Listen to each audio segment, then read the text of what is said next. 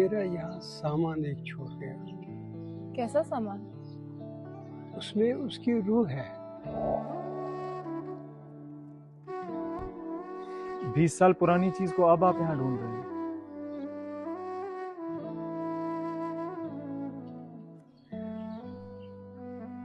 सामान का पता नहीं वो मिलेगा या नहीं।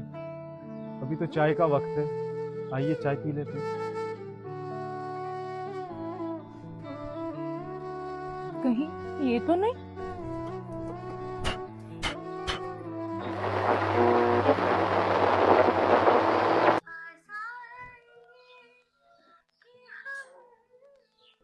अब्बू, आँखों से फिर ये प्यार की बरसात हो। जब वो थी तो वो रोज झगड़ते थे, अब वो नहीं है तो उनकी आवाज को भी तरसते हैं।